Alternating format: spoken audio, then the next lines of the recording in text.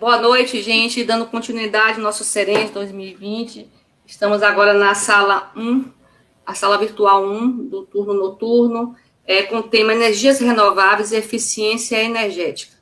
Nós temos hoje cinco apresentações, né? Uma análise das vantagens dos parques eólicos para o meio ambiente no estado de Pernambuco, vai ser apresentado por Caio Moab.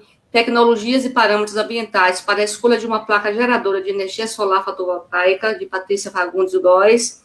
Avanço da energia eólica na matriz energética brasileira, um cenário de 2000 até 2020, Edivan Pimentel. Energia e sustentabilidade, panorama da matriz energética brasileira, de Rodrigo Miguel dos Santos, e uma proposta de remuneração de mini e microgeração distribuída, fundamentada em experiência do mercado de energia português, de Hernando Ferreira. Para otimizar aqui, né, os trabalhos da gente, são 5 trabalhos, a gente vai fazer as 2 primeiras apresentações, dar um intervalo para perguntas, a gente fazer uns debates, e depois as outras 3. Tudo bem? Então, vamos começar com o Caio Moab, não é isso? Isso. Vou preparar aqui a tela e vou botar a tua apresentação. Pronto.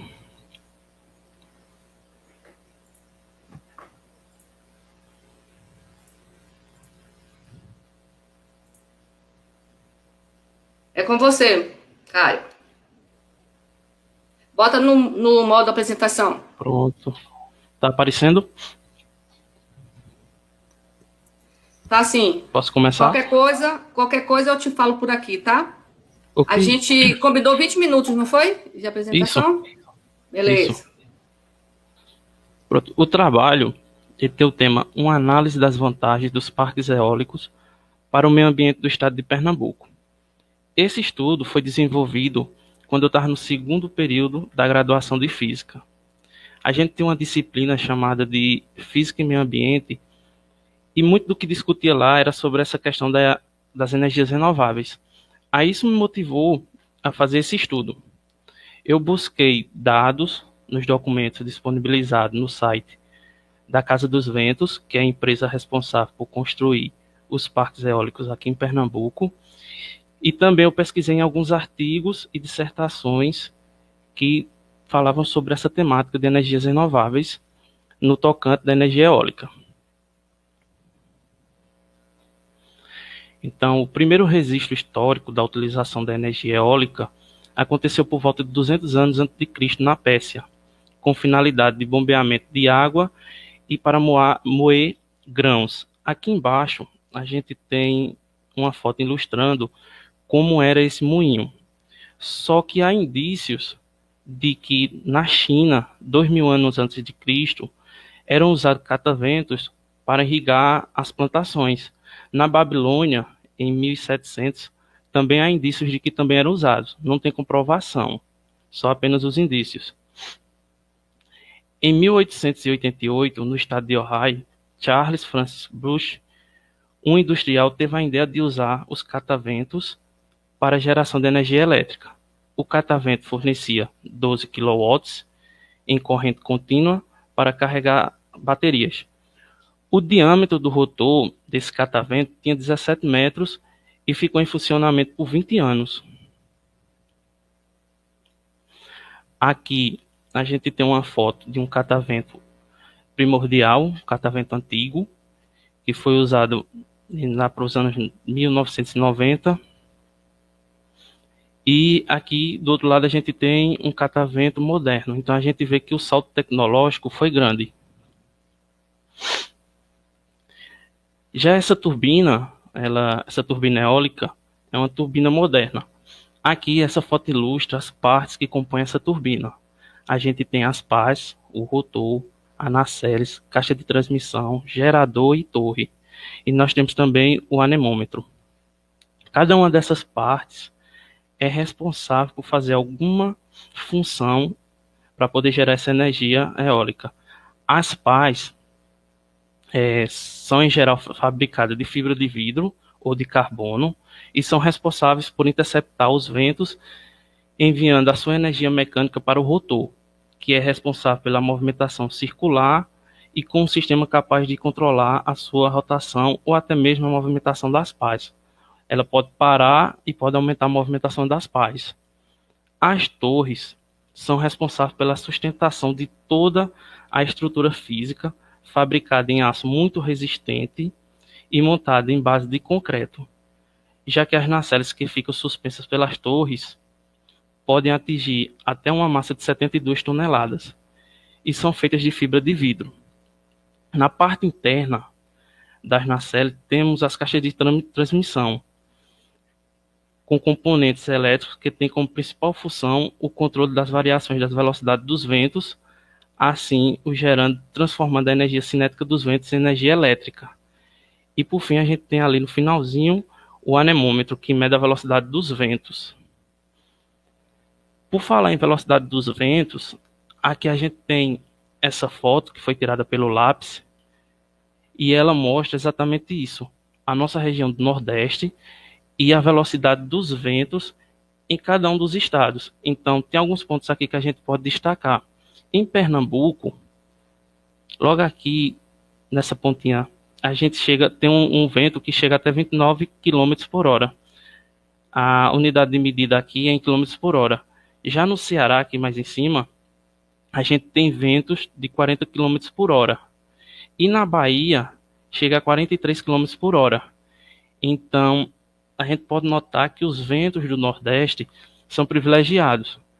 Não é à toa que o Nordeste hoje produz 85% da energia eólica produzida no país. Esse outro gráfico, ele mostra o ranking mundial de energias eólicas.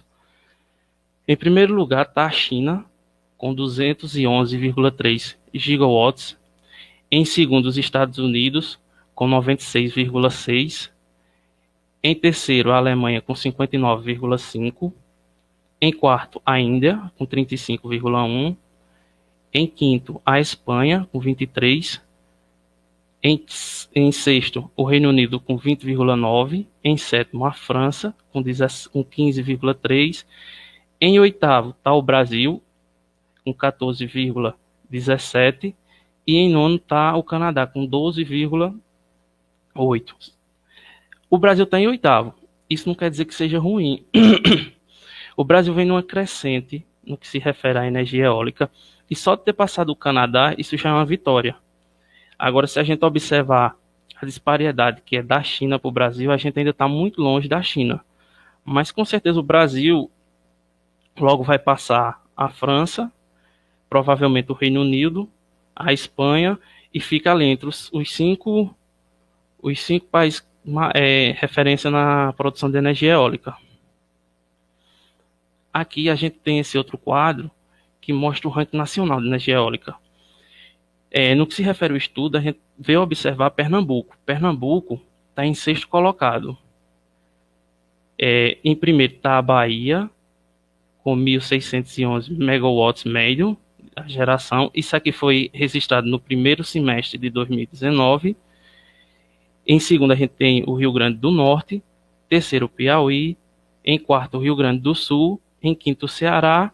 E em sexto, Pernambuco. O desenvolvimento energético do estado de Pernambuco, ele vem crescendo exponencialmente na produção de energia eólica. E em menos de 10 anos, o estado se tornou uma referência no Brasil. A metodologia que a gente usou nesse trabalho teve como fonte de pesquisa documentos disponibilizados no site da Casa dos Ventos, que é a empresa responsável pela construção dos parques eólicos aqui em Pernambuco, e publicações que tangenciam a temática. O complexo de ventos de São Clemente é composto por parques eólicos instalados no agreste pernambucano, nos municípios de Caetés, Pedra, Venturosa e Capoeira. Complexo esse construído pela empresa Casa dos Ventos. Apesar de ser uma empresa que mais constrói parques eólicos em Pernambuco, ela está apenas há 13 anos no mercado. Isso mostra o quanto essa temática é nova aqui no Brasil. Segundo Araripe, 2016, presidente da Casa dos Ventos, o Complexo de São Clemente foi inaugurado no dia 30 de maio de 2016, sendo classificado como o maior complexo situado totalmente no estado de Pernambuco. Segundo o site oficial da Casa dos Ventos, o parque é composto por 126 aerogeradores, com a capacidade para abastecer 551 mil residências. Aqui a gente tem uma foto do parque, do Complexo de São Clemente, e a gente vê a paisagem, como as torres mudaram essa paisagem. O Complexo de Vento de Santa Brígida é composto por 7 parques eólicos localizados no município de Caetés, Pedra e Paranatama. Conta com 107 aerogeradores, com a capacidade para abastecer 350 mil residências. Segundo o Araripe 2005, esses 107 aerogeradores geram o equivalente a 60% do consumo de energia de todo o Recife. Aqui a gente tem uma foto do complexo. O Complexo de Vento de Araripe 3, localizado no alto da Chapada do Araripe, na fronteira entre o estado de Pernambuco e Piauí, com 156 aerogeradores e energia suficiente para abastecer 400 mil casas. Aqui a gente tem uma foto do complexo.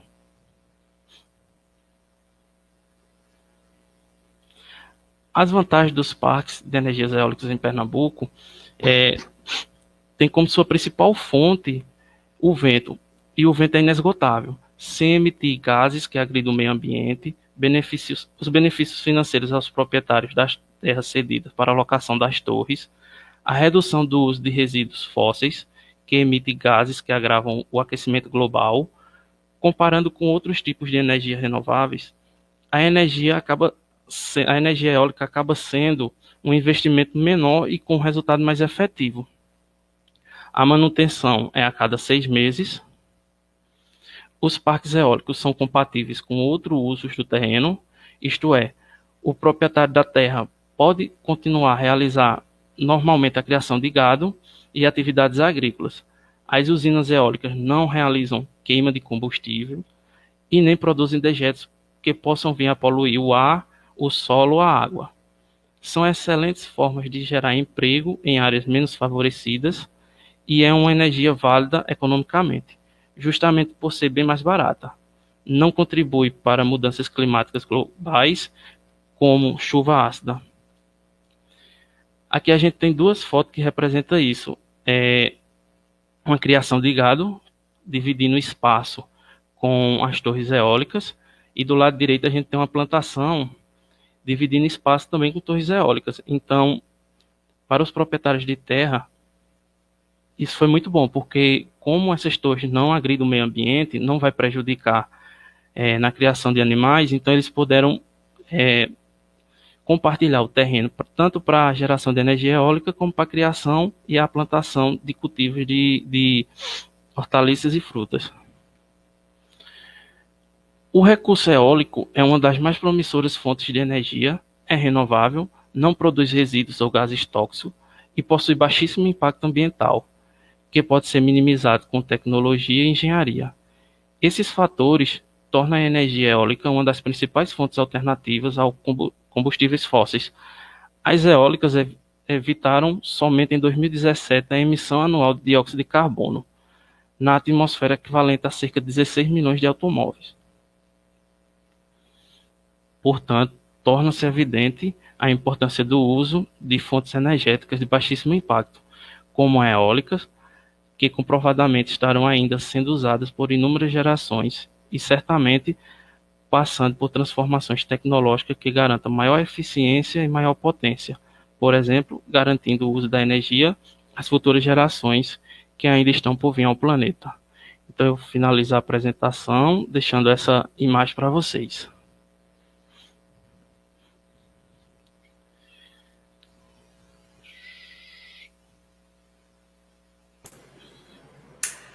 Obrigado, Caio. Na sequência é a Patrícia, não é isso? Sequência é você, Patrícia? Isso. Boa noite a todos. Vou compartilhar aqui a tela para a gente começar a apresentação. Tudo ok aí? Bem, peraí, eu preciso que Caio desabilite a dele. Ok.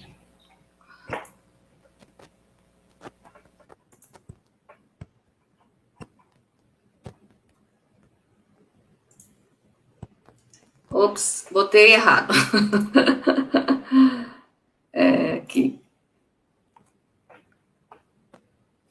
Pode começar, Patrícia. Tá certo, obrigada. Boa noite a todos. Meu nome é Patrícia, eu sou estudante de Engenharia Química do IFBA Campo Salvador. E esta apresentação ela é fruto do resumo que foi submetido ao CERENS 2020, cujo tema são as tecnologias e parâmetros ambientais para a escolha de uma placa geradora de energia solar fotovoltaica, que foi elaborado em conjunto com o professor Armando Tanimoto, que estava participando da mesa redonda. E vamos dar início, né?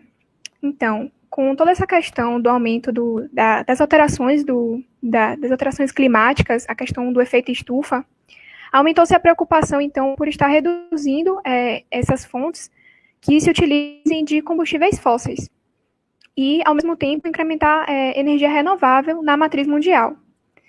E uma forma bastante eficaz, né, uma energia que vem crescendo bastante, é a energia solar, né, por ela ser uma energia abundante e está sempre presente, né?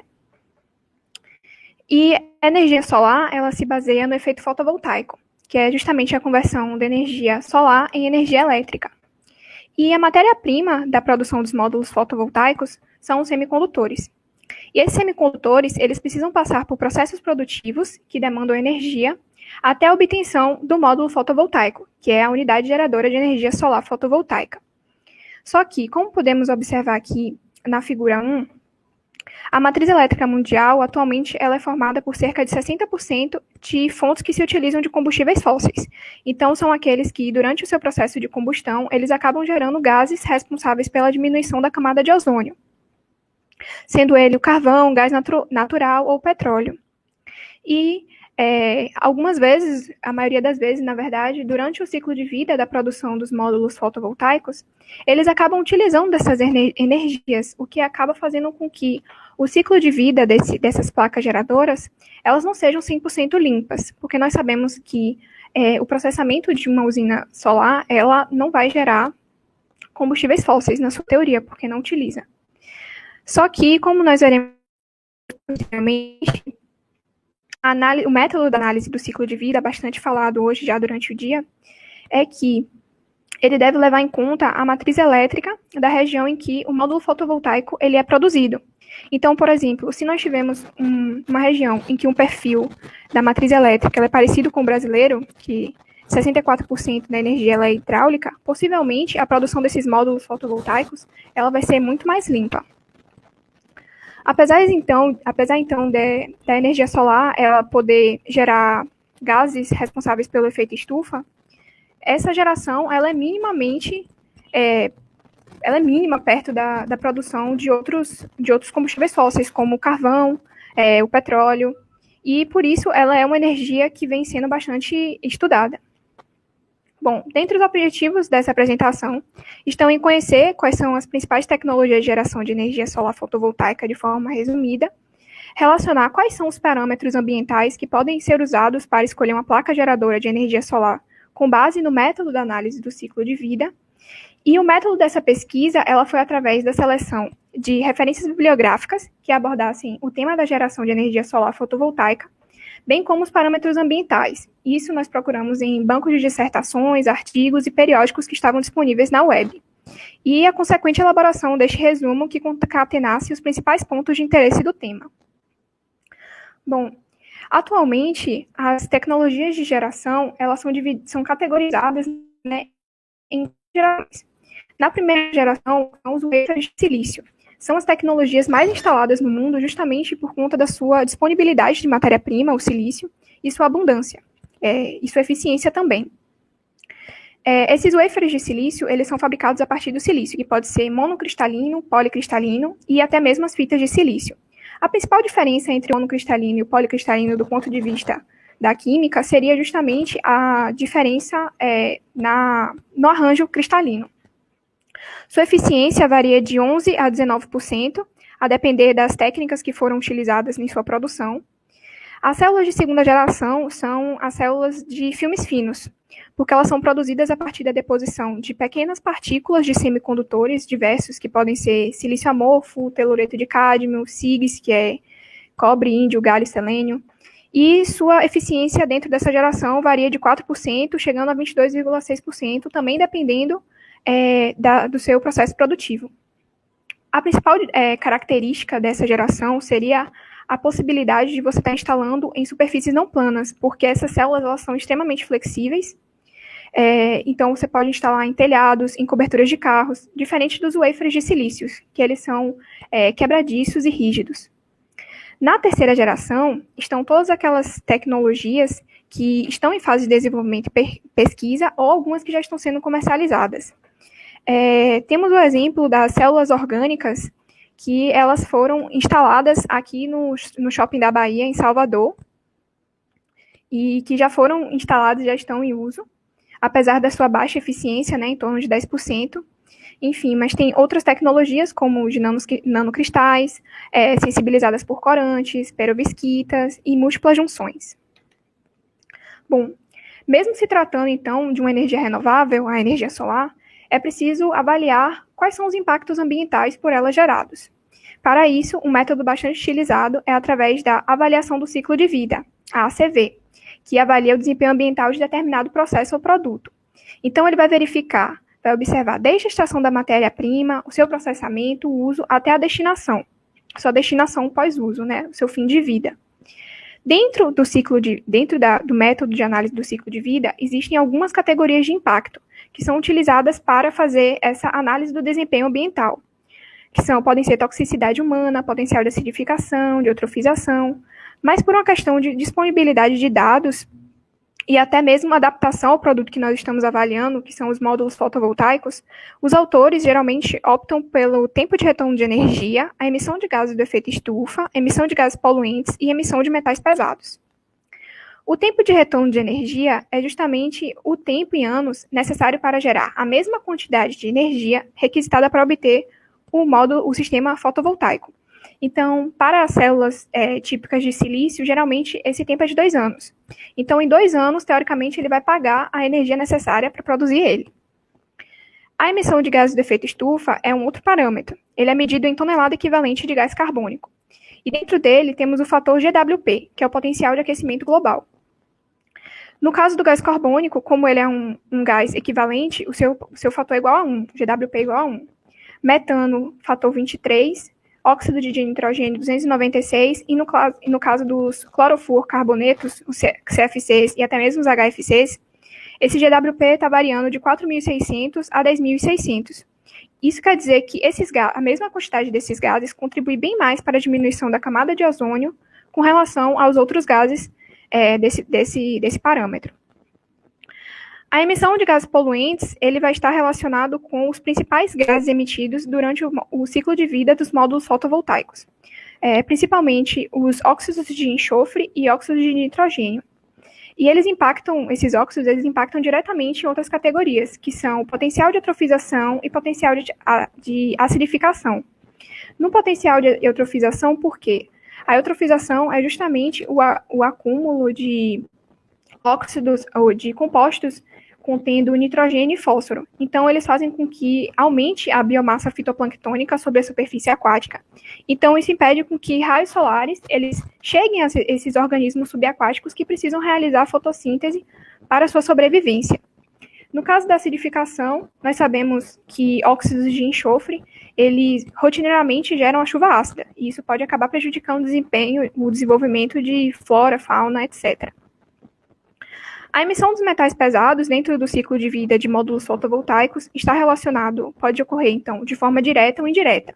De forma direta, através, por exemplo, do descarte incorreto de células de telureto de cádmio, que contém sua constituição cádmio, telúrio, selênio, e se eles forem descartados de forma incorreta, eles podem acabar penetrando em camadas subaquáticas, que são chamados lençóis freáticos, e acabar prejudicando e inviabilizando essa água para consumo humano.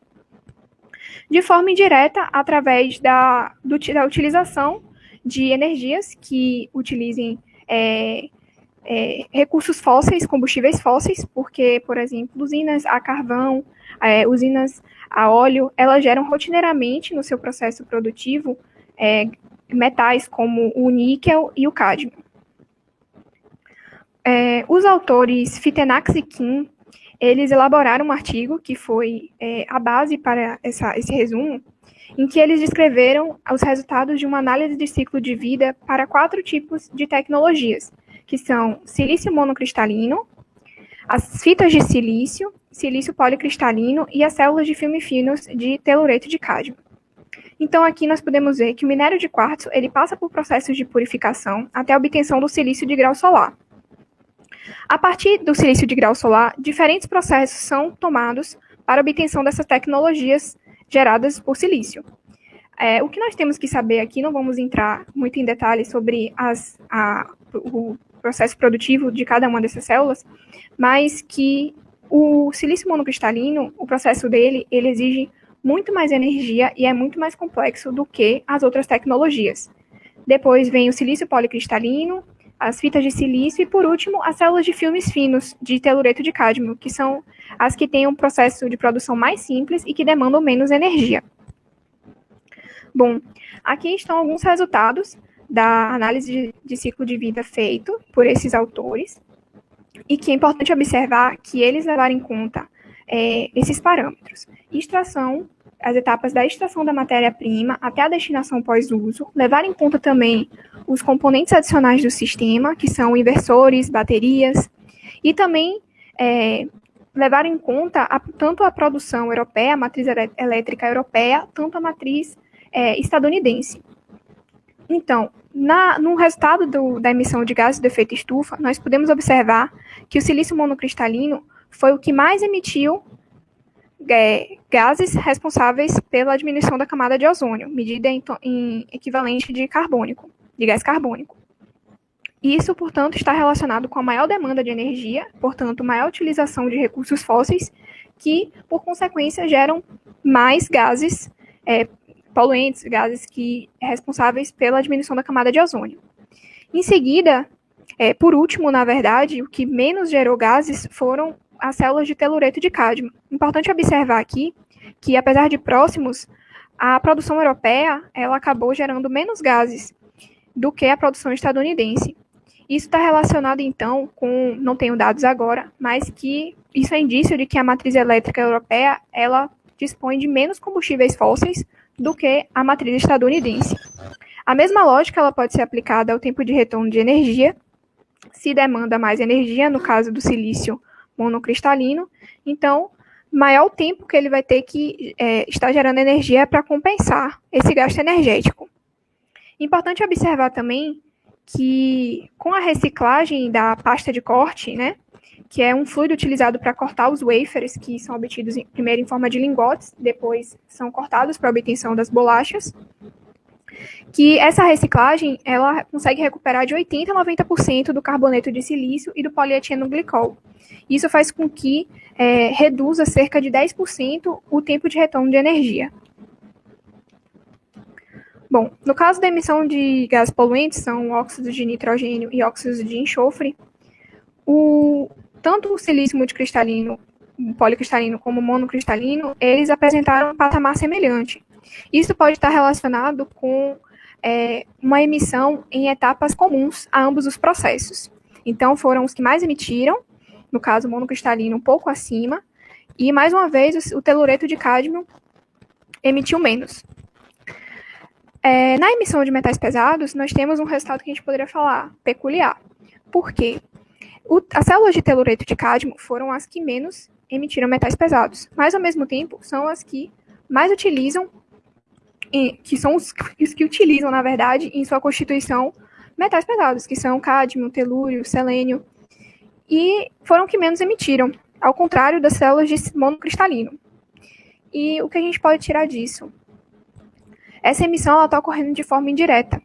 Se ele consome mais energia, mais usinas de carvão, usinas a petróleo, elas serão usadas e, portanto, mais metais pesados serão emitidos no funcionamento dessas usinas. Bom, então, para essas tecnologias que foram observadas, para essa análise de ciclo de vida feita, portanto, considerando apenas esses parâmetros analisados, o silício monocristalino foi o que teve maior impacto ambiental, apesar de apresentar maior eficiência, diferentemente das células de telureto de cádmio, que foram as que apresentaram menor impacto. Existem algumas alternativas, algumas ações para estar minimizando esses impactos ambientais. A maioria está relacionada com o melhor gerenciamento da energia utilizada, como, por exemplo, a reciclagem de substratos, aproveitamento de compostos químicos, processos de produção mais eficientes e controlados, ou seja, que demandem menos energia, e algo que vem sendo bastante discutido pelos autores, que é justamente a questão: por que não usar a própria energia solar no processo produtivo dos módulos fotovoltaicos? Se os módulos fotovoltaicos não geram, teoricamente, não geram gases poluentes durante o seu uso, durante o seu ciclo de vida, no caso, o seu processamento apenas na geração de energia, ao longo do tempo, esses impactos eles seriam reduzidos a praticamente nada, né, a praticamente zero. Então, era essa mensagem que a gente queria passar. Algumas referências que foram utilizadas nessa resenha. Gostaria de agradecer muito ao IFBA Campus Camaçari pela oportunidade, por estar desenvolvendo esse seminário pela terceira vez, né? E está sendo bastante agregador, né? De forma democrática para todo mundo que pudesse se interessar, quiser ver. Gostaria de agradecer também bastante ao professor Armando Tanimoto por estar me orientando e norteando nessa pesquisa. Obrigada a todos novamente. Boa noite. Oi, Patrícia. Beleza, foi ótima a sua apresentação. Tem vários elogios aqui no chat do YouTube. O Caio não está aqui agora também. A Caio aí. Como a gente combinou, né, para a gente falar as coisas aqui, não teve uma pergunta, um questionamento, só em relação a Caio, né? No início aqui que Felipe Torres, né? Ele chamou a atenção, Caio, que em 2020 o Brasil atingiu 16 gigawatts de capacidade instalada, né? Então ele acha que seu gráfico está com um dado anterior, mas que ainda assim você está correto em dizer que o potencial brasileiro só tem a crescer, né? Como você comentou, e ele, colocou aqui, deu parabéns pela sua apresentação e que estava bem ilustrativa, que ele gostou muito.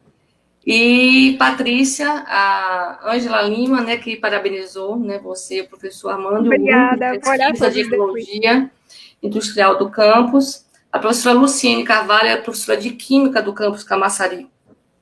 Ela também gostou muito da sua apresentação, achou clara e didática também. Gente, parabéns. Eu vou dar prosseguimento, então, na sala 1. Obrigado por vocês terem participado. Obrigado. Obrigada a vocês. Valeu. Deixa eu ver aqui quem é agora. Edivan. Já abriu aí, Edivan?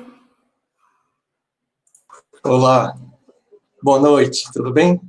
Olá, tudo bem. Pode abrir sua apresentação. Já está aberta aí? Deixa eu ver. Já. Vou compartilhar a tela agora. Tá bom. Apareceu aí? Apareceu. Ok. Boa noite, pessoal. Eu sou Edivan. Eu sou aluno da graduação de Engenharia Elétrica do curso da Faculdade Arum, aqui em Salvador. Antes de tudo, quero agradecer essa oportunidade, porque eu sou um ex-aluno do Cefet, antigo Cefet, que agora se tornou IFBA, a primeira turma lá do Cefet de Barreiras, no oeste da Bahia.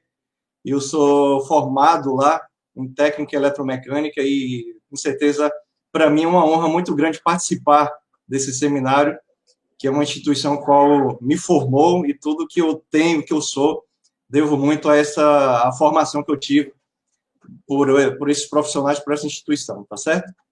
Eu agradeço a oportunidade de ser aceito pelo Cerens, esse seminário que traz uma oportunidade da gente repensar.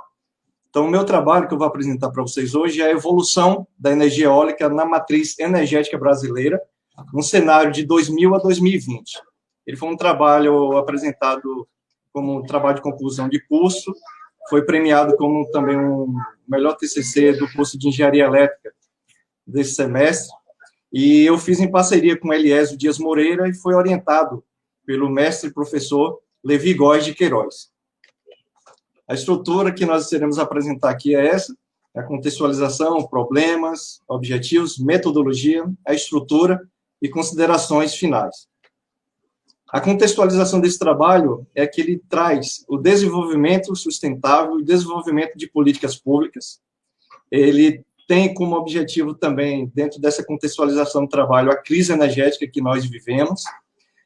Temos que ter um olhar na redução do impacto ambiental, temos que pensar na qualidade de vida e também entender as novas fontes de energias renováveis. O problema a ser investigado é a evolução da energia eólica na matriz energética nos últimos 20 anos. E a justificativa desse trabalho, como todos deveriam até ter esse olhar, é o retorno que ele pode dar para a sociedade. E dentro dessa ação, nós estamos muito ligados aos Objetivos de Desenvolvimento Sustentável da ONU, que são 17 objetivos para transformar o nosso mundo. Dentre elas, tem 3 objetivos, que é o 7, energias limpa e acessível, o 13, que é a ação contra a mudança global do clima, e o 15, que é a vida terrestre. Esses 3 selos são diretamente conectados a esse trabalho. O objetivo é verificar a evolução da energia eólica na matriz energética nos últimos 20 anos, e o objetivo específico é caracterizar a matriz energética brasileira, apresentar os aspectos relacionais dessa energia eólica no Brasil, debater acerca dessa energia eólica na matriz energética brasileira, verificar a tendência desse setor e verificar as perspectivas de crescimento.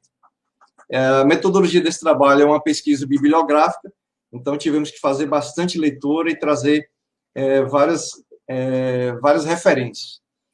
A matriz energética brasileira, e como muitos de vocês sabem, a matriz energética é tudo a soma de energias que movimentam a vida humana e a vida na Terra. A gente entende que no Brasil, dentro dessa matriz energética brasileira, ela é privilegiada porque ela é cheia de recursos naturais, e nós sabemos que existe, dentro da matriz energética, fontes renováveis e fontes não renováveis. Dentro das fontes renováveis, dentro da matriz energética, a biomassa se destaca, dentro da soma de todas as energias, né?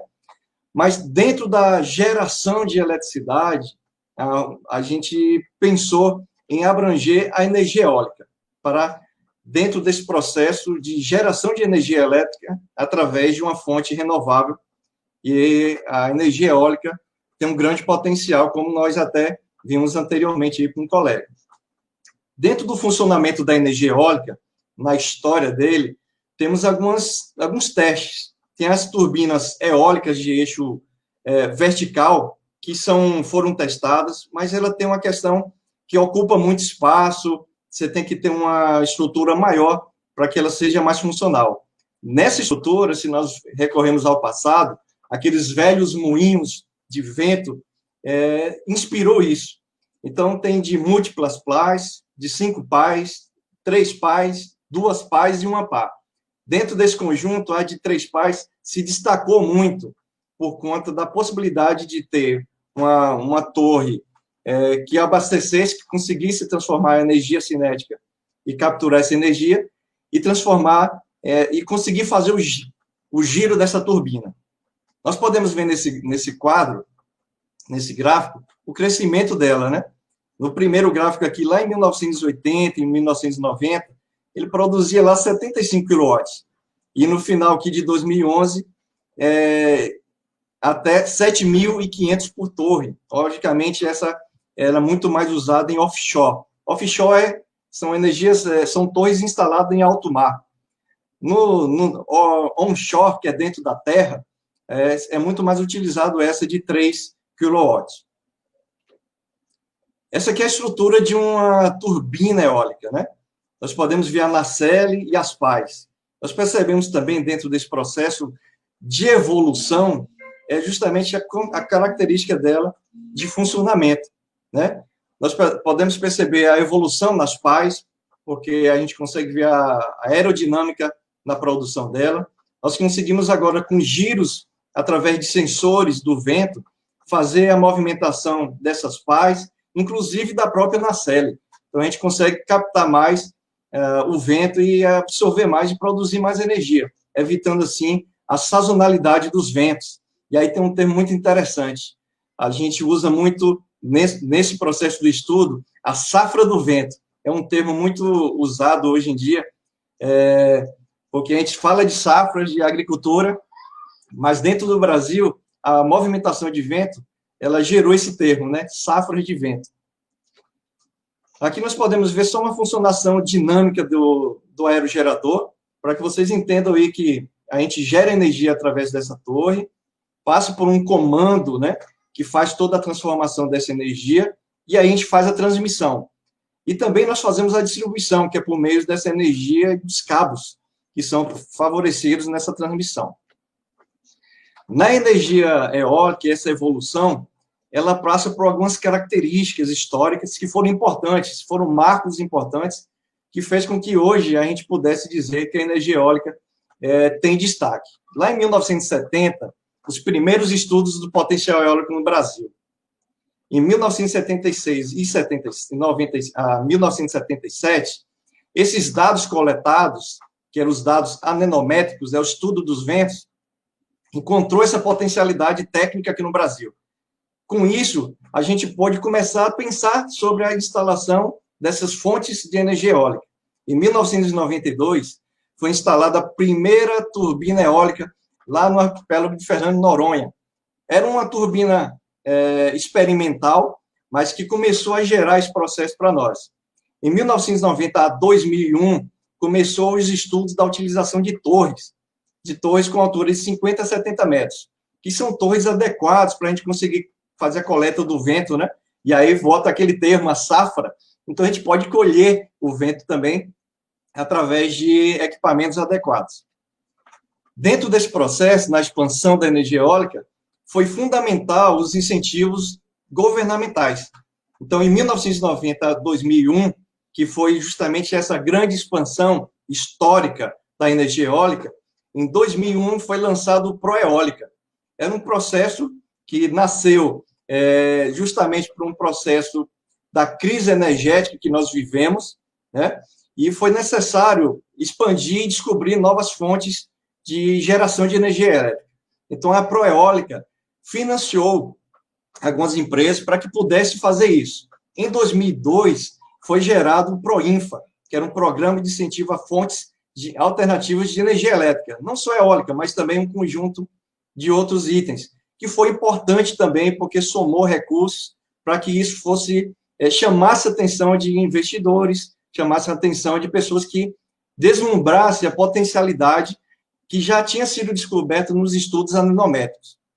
Em 2004, foi lançado a lei de comercialização dessa energia, que até então não tinha uma regulamentação.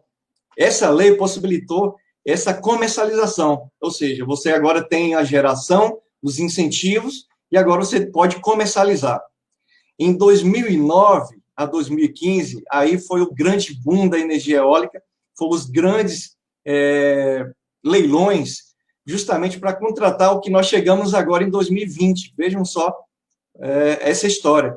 Então, de 2009 a 2015, foram contratados aí 16,6 gigawatts. Isso gerou na cadeia produtiva no Brasil um boom muito grande na história. Aqui nós podemos ver a grande potencialidade da energia eólica. Nós temos 3 destaques aqui, que é lá no extremo norte, parte de Roraima, parte da região sul, e em destaque a nossa região nordeste, que é a grande campeã de potencialidade. Vocês veem aquele pontinho vermelho lá, Rio Grande do Norte, mas também aqui na Bahia se destaca muito, inclusive, nós somos, nesse momento, a campeã de geração de energia eólica. E vocês percebem ali que nós podemos estar entre característica ideal de vento entre 9 a 10 metros por segundo, que isso faz com que a gente explore melhor e tenha os melhores ventos. Aí eu volto a falar, a melhor safra de vento do mundo. Aqui nós fizemos um compilado para mostrar a vocês a história dessa evolução da capacidade instalada, tá certo? No período de 2000 a 2005, era só um estudo, era um embrionário, era um processo ainda que estava ali em pesquisa. De 2005 a 2009, houve uma evolução tímida por conta daquela lei e de alguns incentivos que foram ocorrendo. Mas em 2009, você percebe aí o crescimento exponencial, que até em 2009, 2019, a gente percebeu aí o fechamento de 15,4 gigawatts.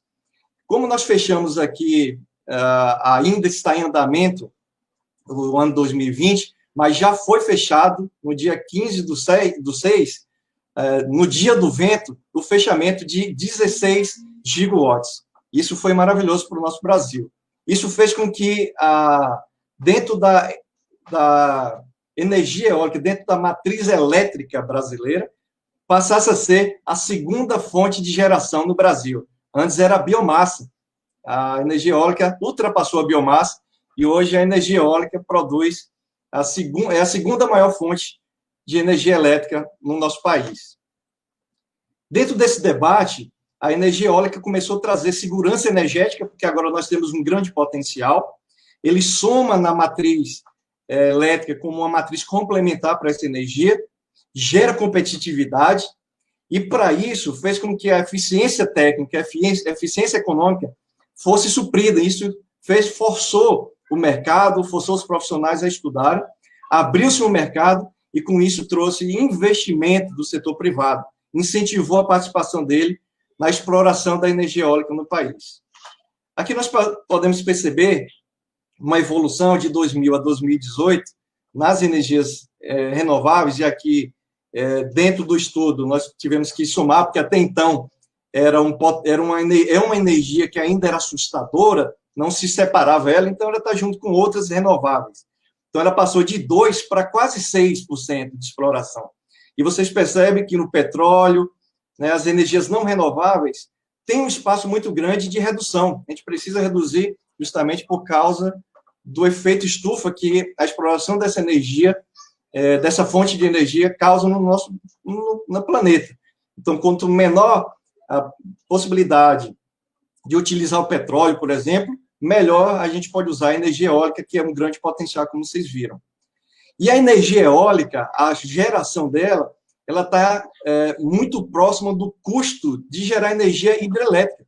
Ela é a segunda mais barata. Então, dentro desse processo, que a gente sabe que a hidrelétrica, o impacto ambiental que ele gera, dentro do ambiente, do meio ambiente, a energia eólica, ela consegue espalhar isso. Então, o impacto ambiental, ela é pulverizada em vários lugares que tem o potencial de ventos com qualidade. Então, dentro desse processo, a gente consegue fazer uma exploração da energia eólica barata, muito próximo do custo de energia hidrelétrica, e a gente poder explorar isso com o menor impacto ambiental possível. Nós temos desafios de financiamento, na transmissão, porque essa energia precisa chegar no consumidor, e a demanda. Mas essa da questão da demanda, a gente tem uma boa notícia mais à frente. Dentro desse processo da energia eólica, pessoal, ela estimula a nossa indústria, e vocês sabem que a indústria gera emprego. Então, dentro do nosso país, 80% já é nacionalizada.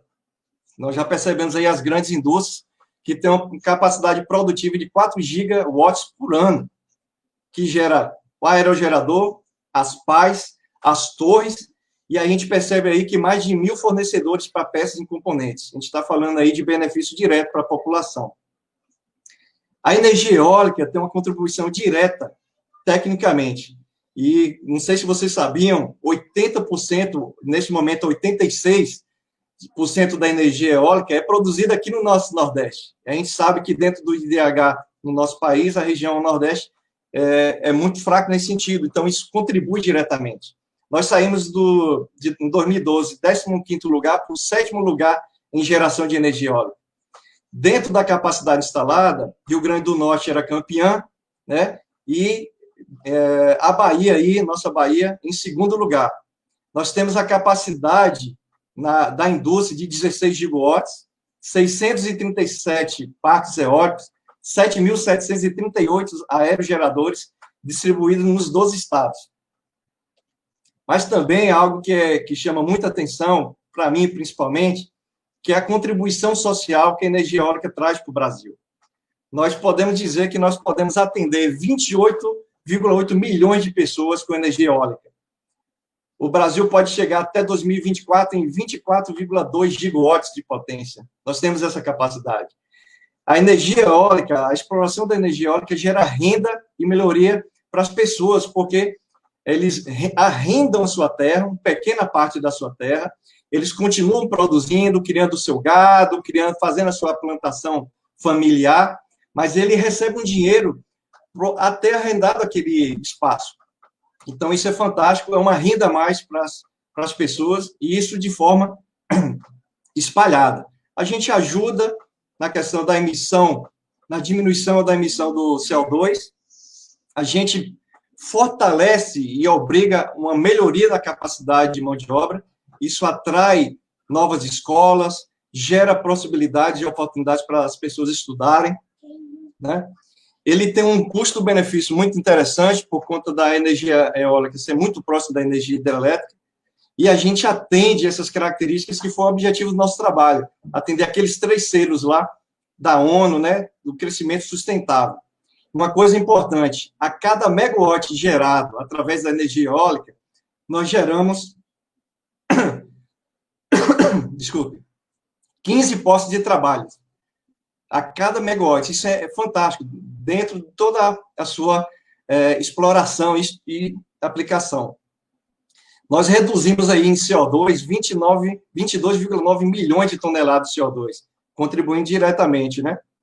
E como considerações finais, pessoal, a gente percebeu que a energia eólica, ela é eficaz, é uma importante fonte renovável, a cada ano que passa vai surgir novos investimentos.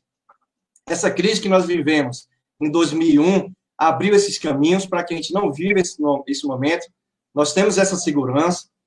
Então, foi gerado essas oportunidades através desses benefícios, da promulgação da lei, e a gente entende que a energia eólica se apresenta como uma importante alternativa para o processo de transformação de energia elétrica brasileira.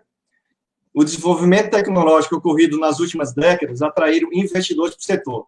Isso quer dizer que gera impactos positivos, que são percebidos desde a questão ambiental, como foi falado, tanto agora como no futuro, mas também como geração de emprego, trazendo, assim, algo que é importante para todos nós, benefícios para a economia brasileira.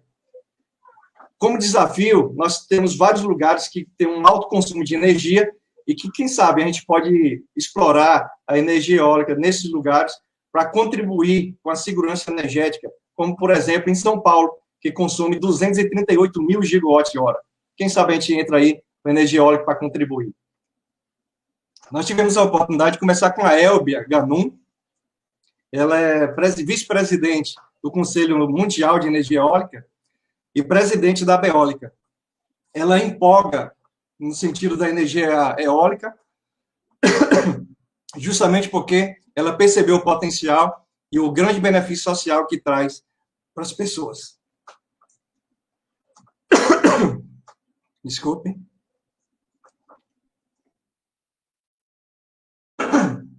Essas são as referências, e fica aqui meu obrigado a todos vocês, e devolvo aí a palavra para a moderadora do grupo. Gravado 20 minutos. Cronometrado. Certinho, Edivan. Parabéns, tá, pela apresentação. Eu queria apresentar também aqui a Aline, que já entrou no grupo. A Aline também que está aí, né? Ela estava na mesa 2, finalizando a mesa 3, desculpe, estava finalizando a mesa 3, é a outra apresentadora aqui, né, da sala. E também queria falar de Joelma, que é a nossa monitora, que está lá no YouTube, né, está assessorando vocês aí se tiver alguma dúvida, tá, gente? Temos muito que agradecer, né, Aline, esses monitores, as intérpretes de Libras que acompanharam a gente aí desde 8 horas da manhã. Muito bom. O próximo é Rodrigo Miguel, não é isso, Rodrigo? Isso. Pode compartilhar a tela aqui? Pode.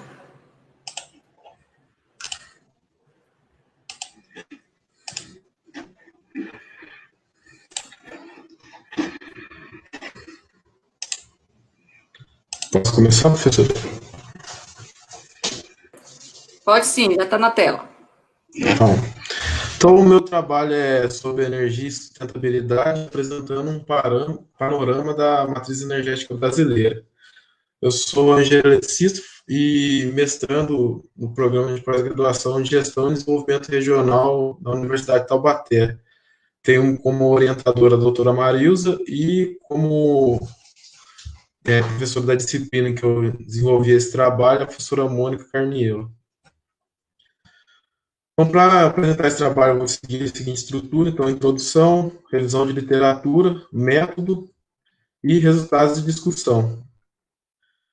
Como introdução, eu gostaria de dizer que a evolução econômica e tecnológica das sociedades estão diretamente associadas à demanda de energia. Então, alguns estudos, como o de Neto 2016, demonstraram que a demanda energética afeta diretamente o produto interno bruto de um país. Então, conforme avança a demanda energética, avança também o PIB. A predominância em todo o mundo de combustíveis fósseis ou minerais nas matrizes energéticas dos países. E isso gera gases do efeito estufa que potencializam o aquecimento global. Então, no cerne dessas questões, começaram a ser discutidas práticas de sustentabilidade para as matrizes energéticas, de forma que possam haver a renovabilidade da energia nos países. Então, o objetivo geral desse estudo é fornecer um panorama da matriz energética brasileira em comparação com as práticas realizadas a nível mundial. Para isso, eu vou abordar o seguinte referencial teórico: energia e desenvolvimento sustentável, fluxo energético. No fluxo energético, eu vou demonstrar como que é a oferta primária de energia até o seu consumo final setorial. Os níveis de emissão de dióxido de carbono por fonte e por setor, e as iniciativas nacionais de fomento a fontes renováveis de energia.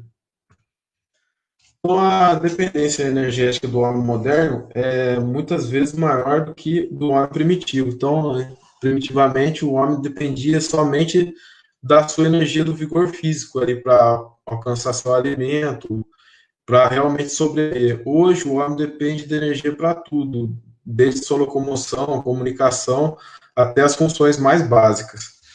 A crescente degradação ambiental para obter energia potencializa a escassez de recursos, o que nos leva a querer uma sustentabilidade energética.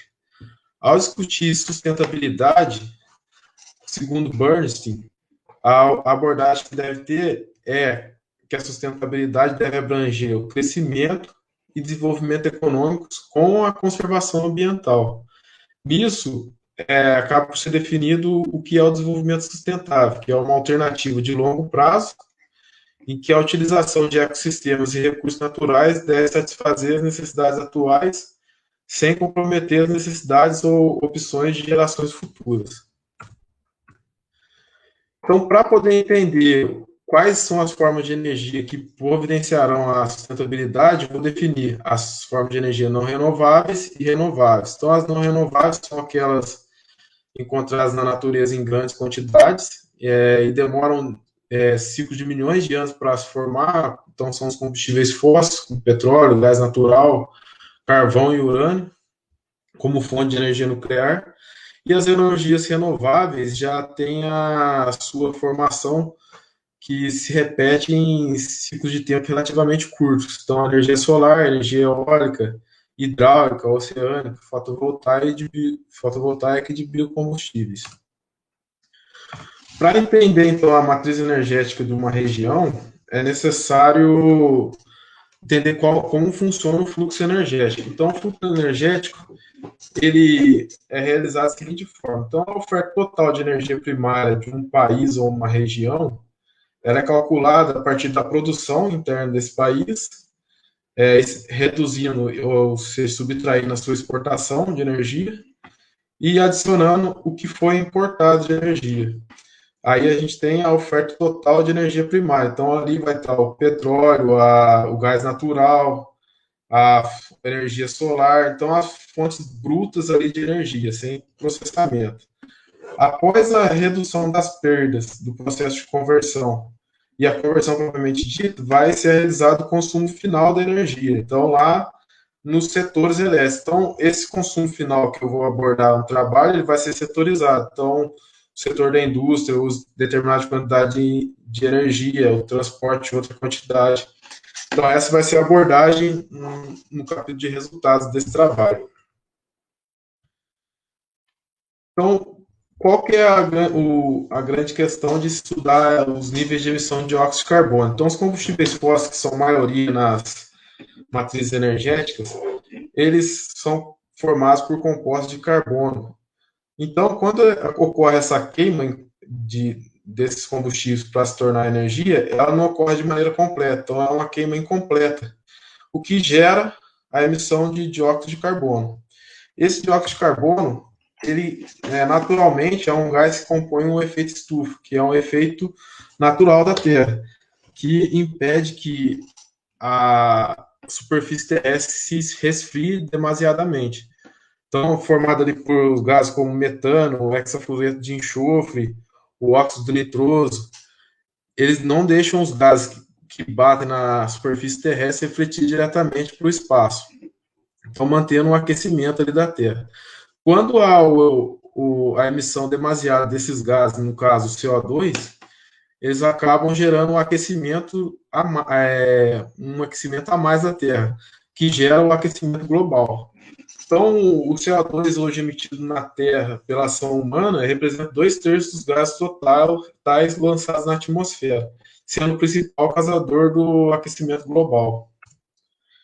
Então, os pesquisadores acabam por utilizar o estudo dos níveis de emissão de CO2 para inferir análise de métodos de exploração energética e viabilidade sustentáveis. Abordando o último tópico da revisão bibliográfica, as iniciativas nacionais de fomento a energias renováveis. Então, o governo federal, de 2000 a 2020, adotou diversas medidas e programas para implementar energia renovável.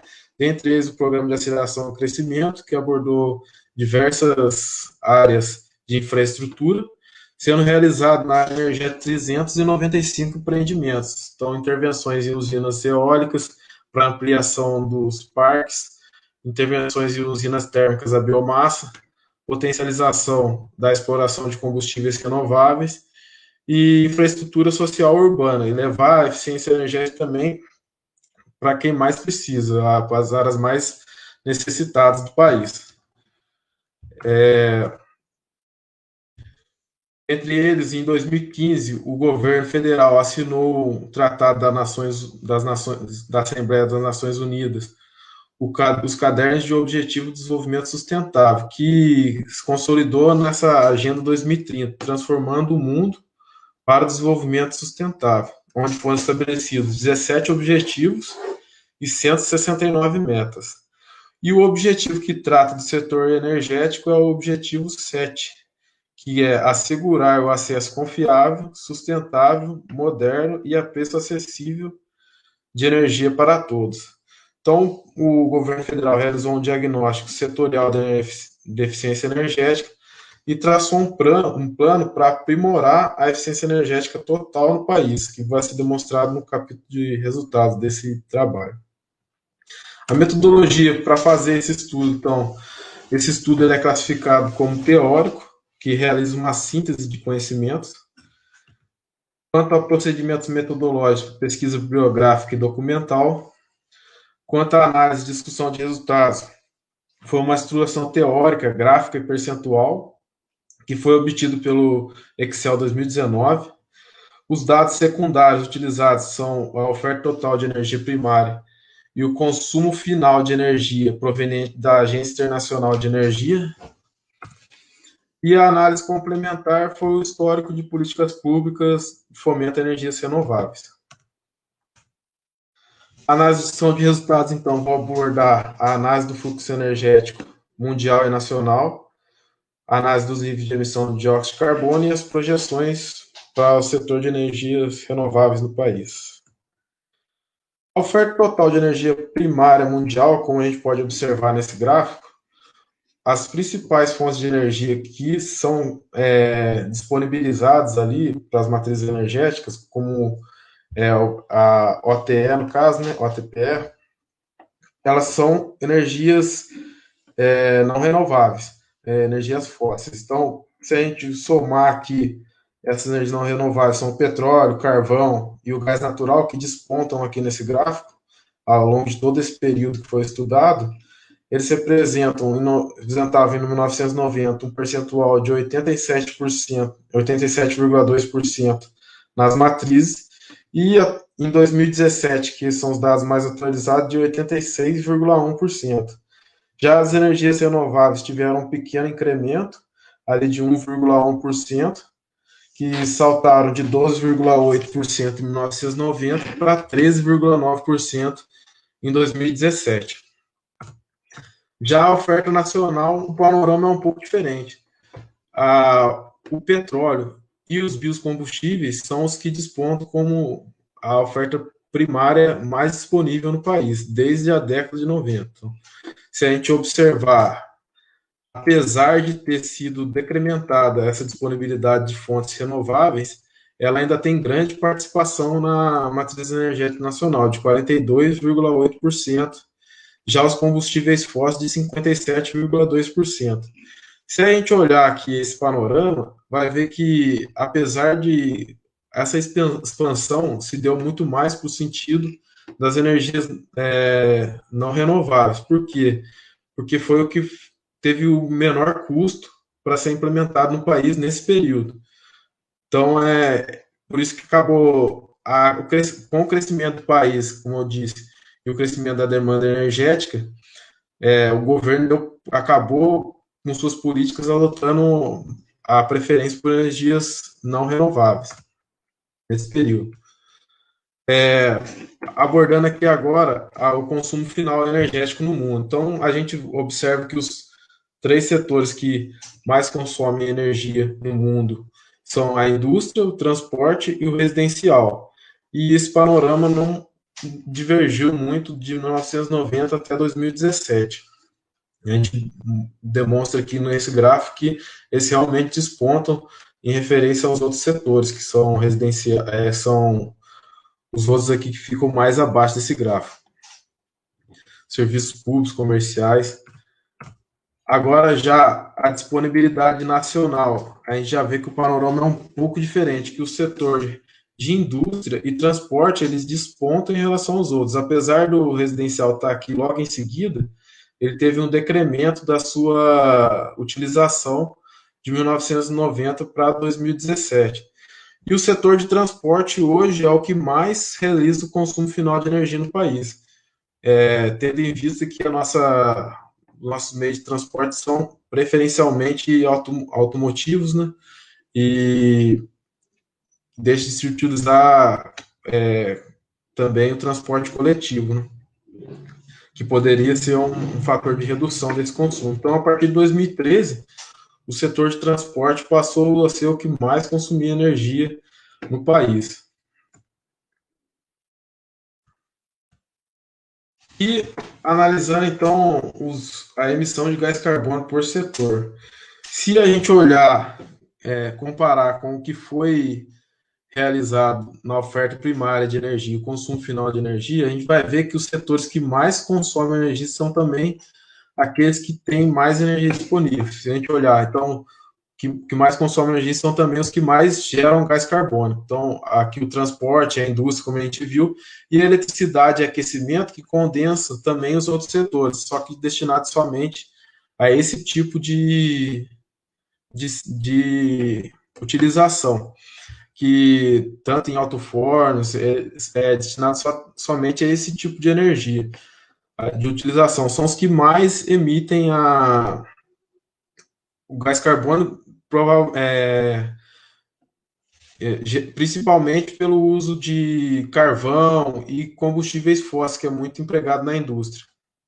Já no Brasil, a gente pode observar que o setor de transporte é o que desponta ali com o mais emissor de gás carbônico, justamente por ser o que mais consome, que tem maior consumo final de energia. Então, alinhando ali o consumo final de energia, a oferta total de energia primária, seguido ali pela indústria e o setor de eletricidade e aquecimento. E projeções e expectativas em relação a iniciativas de fomento a fontes renováveis de energia no país.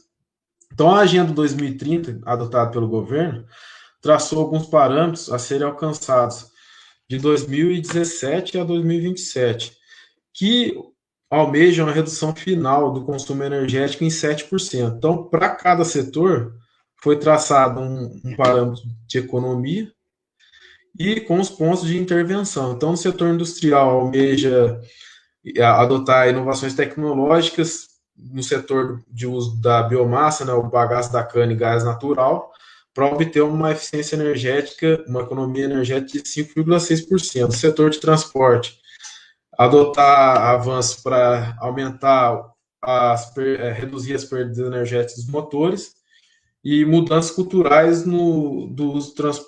para abordar mais o transporte coletivo do que o individual, que hoje o brasileiro prefere se transportar individualmente do que adotar transportes coletivos.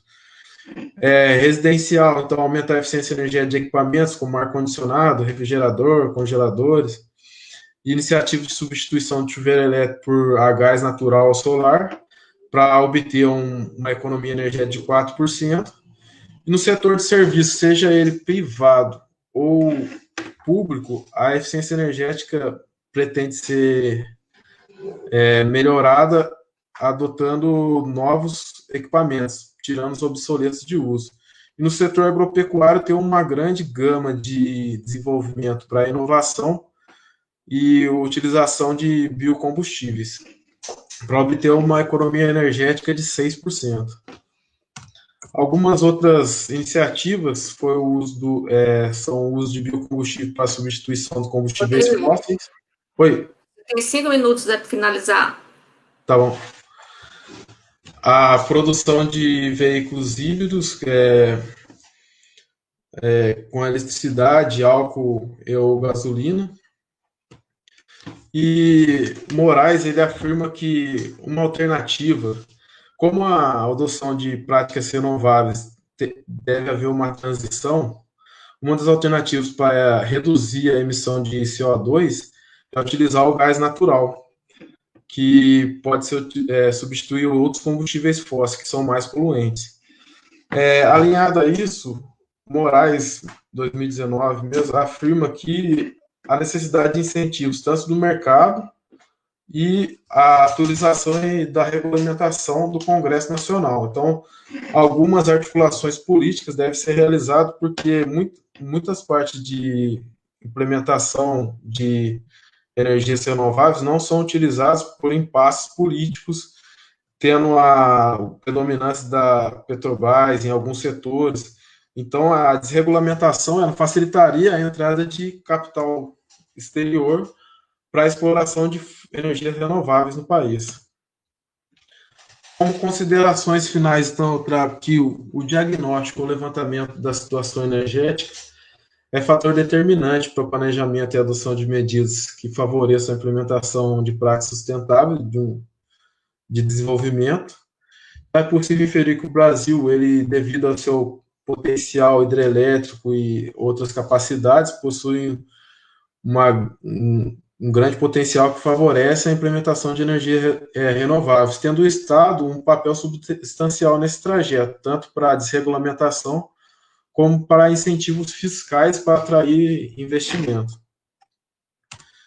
E, como propósito de trabalho futuro, realizar um levantamento de quais recursos tecnológicos o Brasil tem expertise para que possa ser utilizado em larga escala para aumentar a eficiência energética dos setores que mais demandam o consumo final de energia. As referências que eu utilizei estão dispostas aqui. Fico à disposição, caso alguém tenha alguma dúvida, encaminhar nesse e-mail de contato. E agradeço a participação de todos.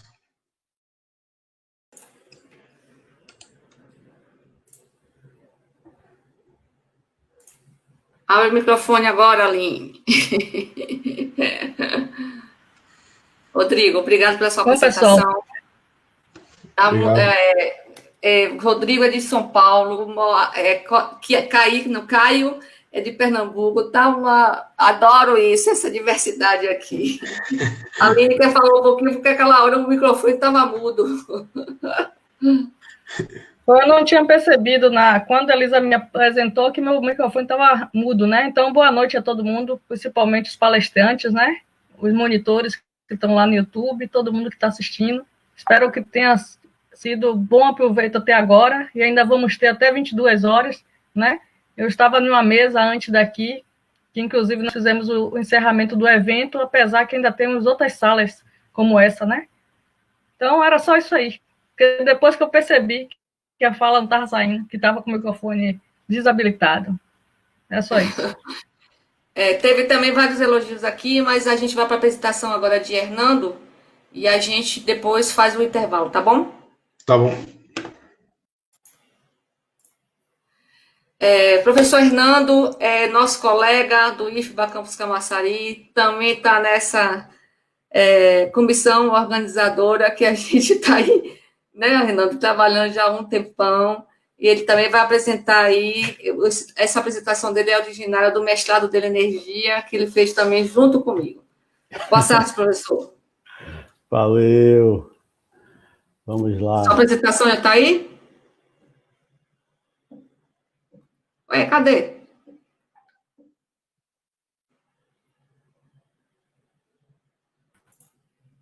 Cadê? Saiu? Hernando saiu?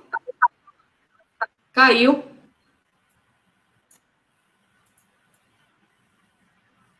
Parece que Aí caiu. entrou de novo. Caiu, Hernando? Foi, caí aqui, mas estou de pé novamente. Vamos lá. Uma rasteira. Deixa eu colocar a apresentação aí. Bote aí. Consegue enxergar? Já. Só bote no modo da apresentação. Beleza. Vamos lá.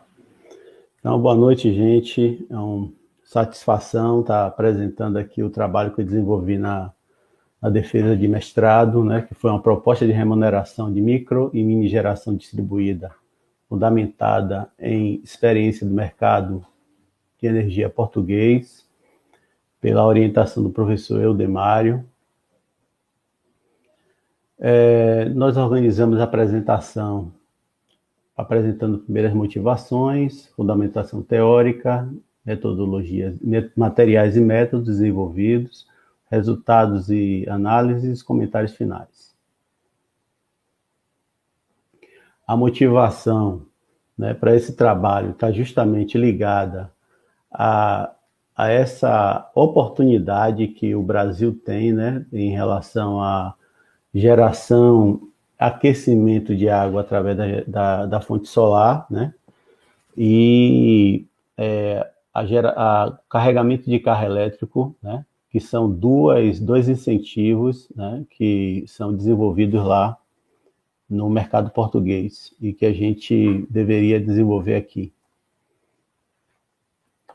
E aí, como justificativa, nós temos a informação de que a micro e mini geração brasileira tem baixa adesão no Brasil.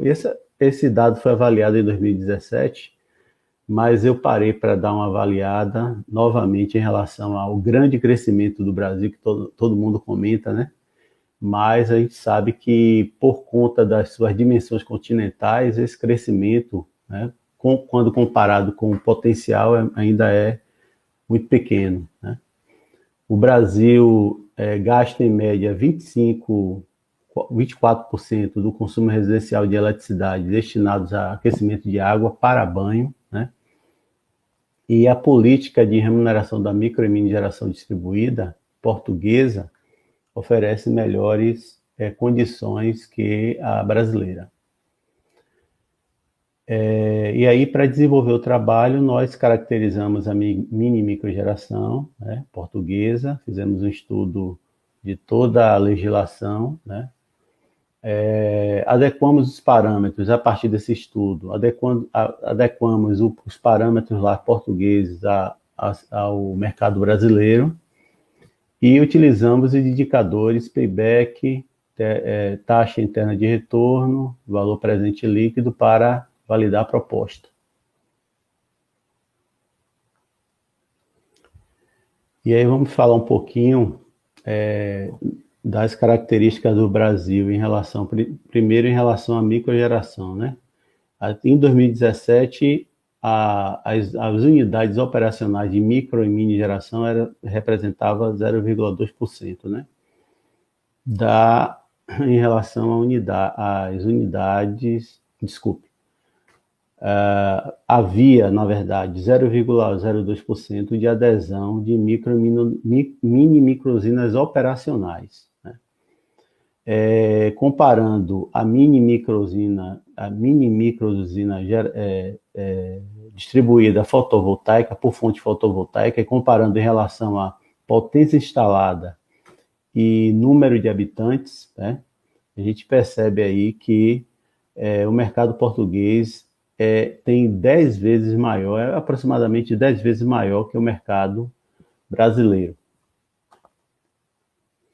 Em relação à geração distribuída também, quando comparada, né, ao número de habitantes e potência instalada, né, comparando aí o Brasil e o Portugal, essa diferença aí vai para 14 vezes, ou seja, o mercado português, né, considerando a potência instalada em relação ao número de habitantes, é 14 vezes maior que o brasileiro.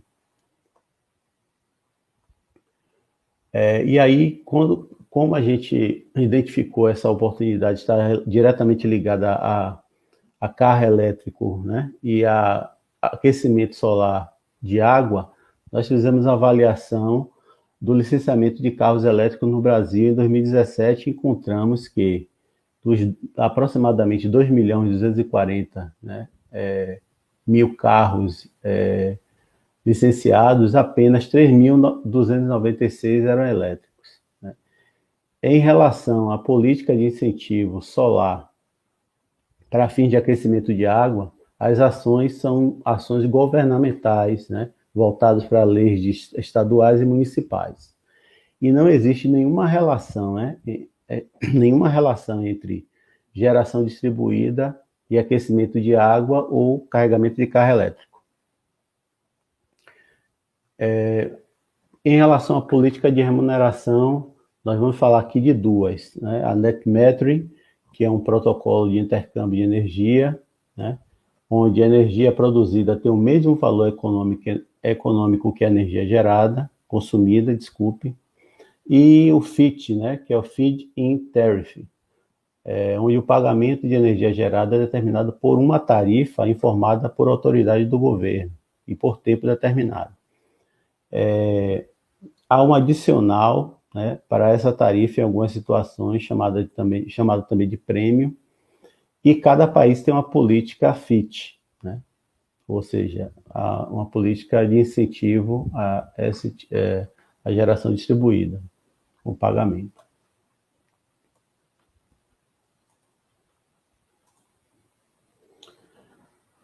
O Brasil adota o Net Metering, né, como política de remuneração através da Resolução Normativa 482 da ANEEL. E lá em Portugal, a FIT ela é exercitada através de dois tipos de unidade de produção. Unidade de produção, unidade de pequena produção, onde essas unidades, né, nessas unidades, a microgeração ou mini geração, ela é exercitada para fins único exclusivo de venda de energia, ou seja, toda a energia gerada nessa instalação ela é vendida. Ela tem 3 categorias, né, A1, A2 e A3, sendo que A2 e 3 recebem um prêmio, que é um adicional, e a unidade de produção para autoconsumo, que é próxima aqui ao do Brasil, onde o microgerador ele gera energia para alimentar, para abater o consumo a energia gerada no consumo dele, e se porventura alguma energia foi enviada para a rede, ela é remunerada. E aí, na unidade de produção para autoconsumo, a energia é utilizada para atendimento direto do consumidor, né? E aí a remuneração ela é exercitada em função dessa equaçãozinha aqui, né? Que é função da energia excedente, ou seja, que foi mandada para a rede, é função de um parâmetro do mercado de energia voltado para a baixa tensão, né, que é um parâmetro que representa a variação do custo da energia no mercado a curto prazo, né, e é multiplicado por um fator de 0,9, onde esses 10%, né, é utilizado para cobrir os custos da geração e a distribuição da energia dentro do país. A unidade de pequena produção, como a gente já comentou, né, toda a energia gerada ela é vendida. Essa tarifa ela é levantada em função de um modelo de licitação do governo. E aí eu trago essa informação aqui, ó, já que eu não atualizei os dados justamente por conta de algumas particularidades como essa aqui, né? Em 2018, na verdade, desde 2014, né, a energia, essa tarifa de referência, ela é 95 euros por megawatt-hora, desde 2014, quando foi publicada essa lei que gerava esses dois tipos de unidade de produção, né? A UPAC e a UPP. Repare aqui, quando chegou em 2020, ó, 2018, 95, né? 2019, 95 euros. Quando chega em 2020, devido à crise, né, a pandemia da Covid-19, o preço caiu pela metade, né? Então, além da remuneração ser função de um modelo de licitação, é também função da fonte, né? Temos fonte solar, biomassa, biogás, eólica, hidráulica, que são as principais. E aí nós vamos utilizar como referência solar. Na categoria 1, né, para unidade de pequena produção, nós temos apenas como referencial a microusina, ou a mini-usina. Na categoria 2, essa instalação, além da microusina ou mini-usina, ela tem um ponto de carregamento de carro elétrico, ou seja, ela ganha um prêmio, um adicional sobre essa tarifa de referência por conta desse ponto de carregamento de carro elétrico. E na categoria 3, nós temos um outro prêmio, onde, além da instalação elétrica, da instalação de microgeração, né, essa instalação também tem um sistema de aquecimento de água. Okay? Então, gera outro prêmio também. Então, no materiais e métodos, nós utilizamos o Excel como ferramenta para fazer simulações. As saídas foram gráficos e tabelas. Nós vamos apresentar as tabelas por conta do tempo que nós temos aqui para apresentação. Período de avaliação, 20 anos. Os dados que nós utilizamos foi de 2 microusinas instaladas lá no IFBA Campus Camaçari. Foram utilizados dados reais de consumo de uma residência de 3 ocupantes, né? E levantamos orçamentos, sistemas fotovoltaicos, inversores, tomada de carregamento de carro elétrico e sistema de aquecimento de água.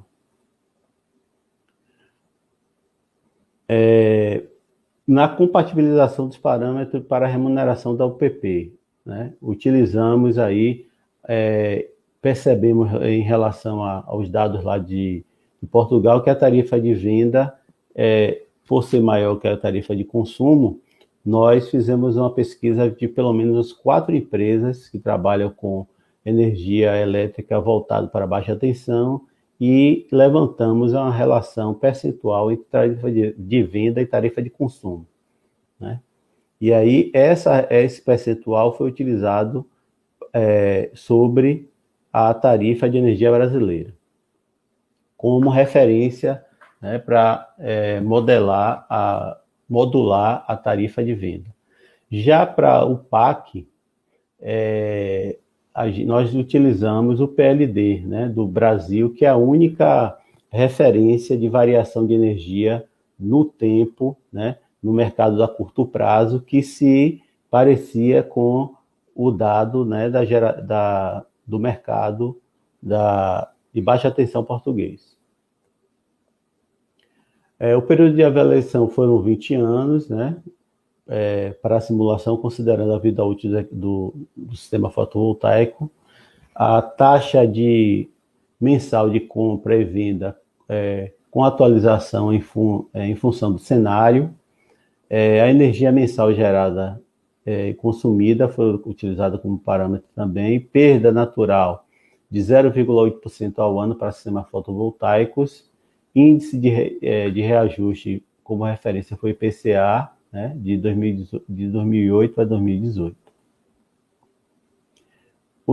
As taxas impostas, o PIS e COFINS, 9,25% da receita bruta, taxa mínima de atratividade, 4,22%, custo da operação e manutenção, 1% ao ano, né? E o custo do sistema fotovoltaico, do inversor, da tomada de carregamento de carro elétrico, sistema de aquecimento solar, de água. Foi utilizado também, com valor de depreciação, o custo referente ao reinvestimento em sistema fotovoltaico, né? Receita bruta e receita líquida, remuneração da tarifa da UPAC, foi utilizado, como eu havia comentado, PLD, e os indicadores financeiros, payback, TI e VPL. Vamos para o resultado, né? No cenário 1, foi simulado a 482, ou seja, o sistema de remuneração brasileiro, considerando a normativa 482. Consideramos duas microusinas, uma de 1 e outra de 5 kW pico, onde a de 1 foi modulada em função dos dados da de 5 kW pico. Energia consumida nas instalações de mesma ordem de grandeza da geração, energia compensada foi considerada receita bruta. Nós temos aqui o quadro resumo, né, da simulação considerando o cenário 1, né? Vamos passar para o cenário 2, daqui a pouco a gente vai falar um pouquinho do quadro resumo. No cenário 2, simulamos modelo similar ao UPP, né? Só relembrando, são microgerações onde toda geração, né, daquela microusina é destinado para venda, né? Então, consideramos as potências de 1,5 kW da geração, né? Toda a energia gerada foi considerada como receita bruta. A atualização do preço anual da energia elétrica via IPCA de 10 anos, por retratar o período onde a inflação e o regime hidrológico tiveram perfis semelhantes, né? E a remuneração da fonte utilizada das categorias 1, 2 e 3, né? E da percentagem adicional da tarifa de energia para cada categoria dessas, ou seja, os prêmios, né?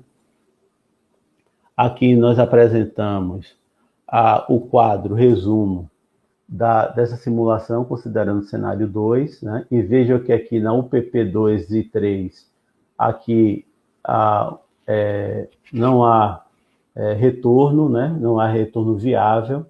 E aí a gente chama a atenção que aqui é função da tomada de carregamento elétrico e aqui é do sistema de aquecimento de água. Aqui são os dados também do similar UPP para 5 kW pico. Só retornando aqui é para 1 kW pico, né? E aqui é para 5. E o modelo 3, né? O similar ao PAC, que nós trouxemos aqui para o Brasil.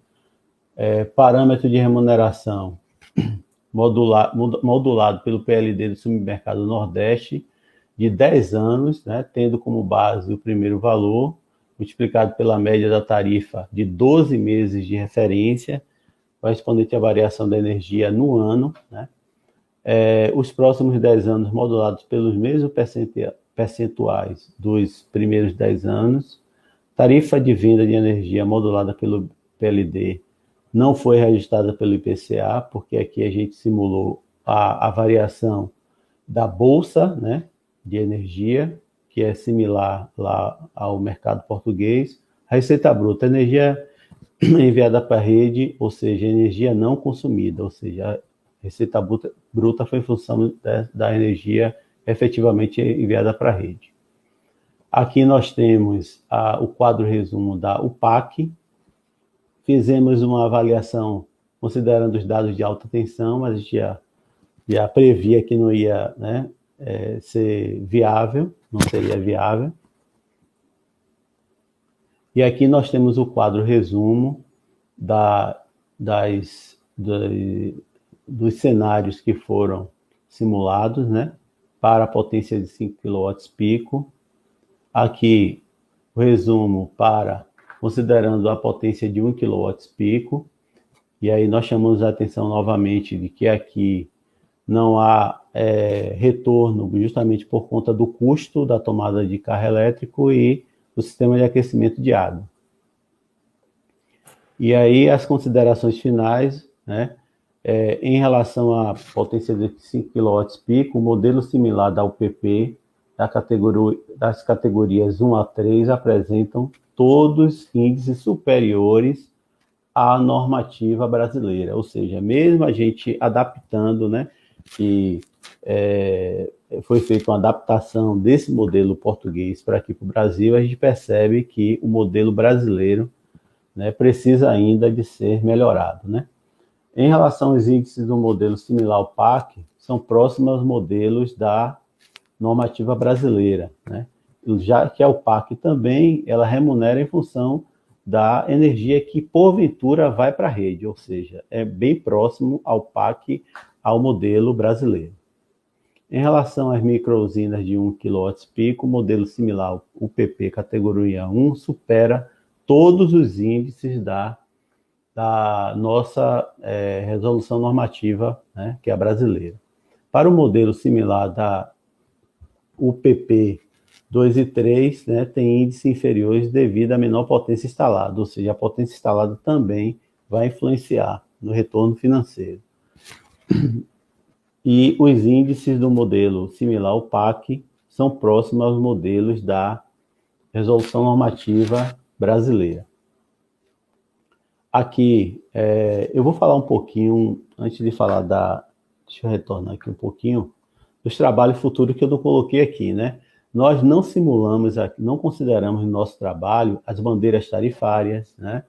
Nós não simulamos no nosso trabalho a possibilidade de retirar, de substituição do chuveiro elétrico por sistema de aquecimento de água, né?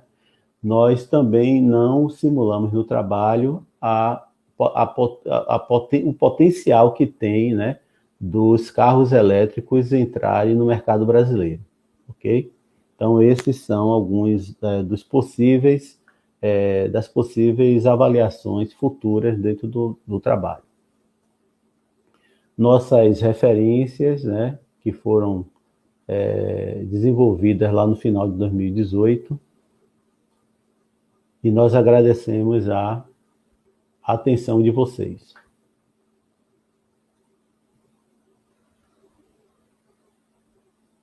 Fernando, deixa eu trazer a Aline também.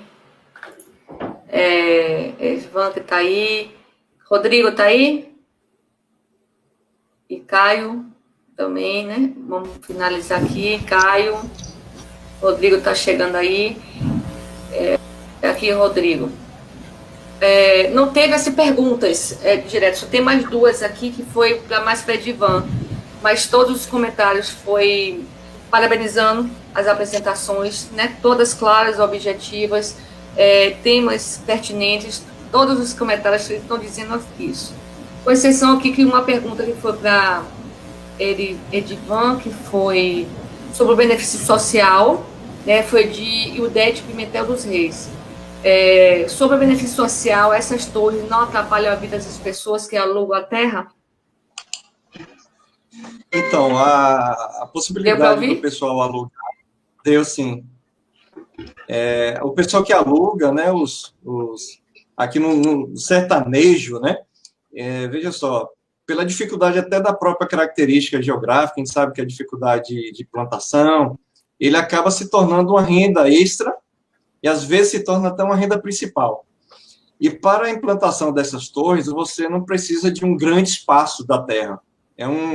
Você instala, no máximo, 3 torres, 30 metros quadrados, então você consegue estabelecer para aquela família a possibilidade dele continuar criando o gado dele, fazer plantação, ele pode utilizar essa renda que entra para conseguir abrir um posto. Então, isso, na verdade, gera uma cadeia social e produtiva e de renda para ele, que vai contribuir positivamente. Então, antes que ele não tinha uma carroça, ele pode comprar uma caminhonete para poder vender o que ele produzir. Então, o benefício social para pessoas que arrendam um pedaço da sua terra, não é toda a terra, né? É uma parte dele, pequena parte, vai ser altamente beneficiado, vai ter uma mudança social e de renda para essa família toda. Beleza. E a outra é de Jeane Reis. Cadê, meu Deus? Aqui. Será que vai crescer a unitização de energia elétrica de fonte eólica no Brasil? Ela já está crescendo, né? Porque a possibilidade da capacidade de geração já foi contratada e até 2024 a gente vai chegar a quase 25 gigawatts. É como se fosse o dobro do que a gente tem hoje. Então, ela vai crescer sim. Isso é porque isso é uma exploração da terra, né? Se for pensar numa possibilidade do mar, por exemplo, é infinito. Então, desde que a gente consiga vencer aqueles desafios de transmissão, de fazer a possibilidade de aumentar a indústria, a produção dos geradores, produção de pás, melhorar as vias de transporte, com a dificuldade que se tem, né, a transportar as coisas, e as pás que são gigantescas. Então, vai precisar melhorar as pontes, melhorar as estradas, para que a gente consiga fazer a logística para esse transporte seja mais adequada. Então, é uma possibilidade para um avanço em todas as áreas. Aí ele acaba puxando aí uma evolução em todas as áreas. Logística, transporte, social. Já está contratado 24 gigawatts.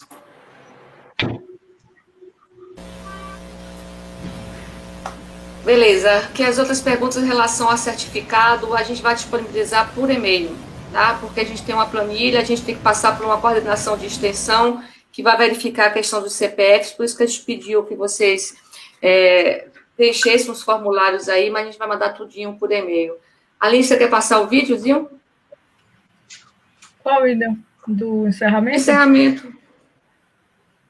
Não sabe botar? Não sei se você ia botar. E eu vou acertar, botar. Gente, a gente vai ter um videozinho só de encerramento, é rapidinho. Obrigada pela apresentação de vocês. A gente vai estar entrando em contato por e-mail, tá? Patrícia, professor Tanimoto, prestigiou você aqui no chat, entrou para parabenizar a sua... Ele pegou aí uma parte da sua apresentação e entrou aqui no chat só para parabenizar. Achei bonitinho. Posso falar um pouquinho, meninas? Claro. Gente, em nome da comissão organizadora do evento, agradeço também a vocês, a participação de vocês três, né? Muito boas as apresentações, né? Agregou muita informação para a gente, né? Nós que trabalhamos na área de energia, eu, assim, estou entusiasmado nessa área de energia, né? Apesar da formação em engenharia, mais elétrica, mas para mim a área de energia é uma área muito motivadora, né? E eu espero que vocês continuem a estudar, né? A desenvolver os seus projetos. Tudo de bom para vocês. Não estou conseguindo abrir o vídeo não, viu? Eu vou tentar botar aqui. Peraí, tem um negócio aqui. Peraí, deixa eu ver se é essa. Boa noite a todos. E obrigado, viu? Eu vou tentar botar, ele não estava tentando botar. Bah, tente, porque eu não estou conseguindo, não.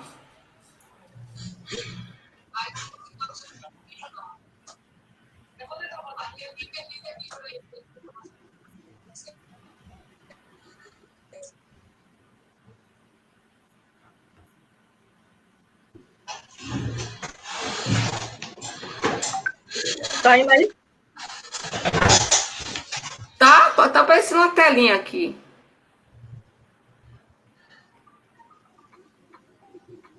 Tô ouvindo o som. Agora não tá aparecendo a imagem. Não tá aparecendo a imagem? Não. Não. Vamos ver.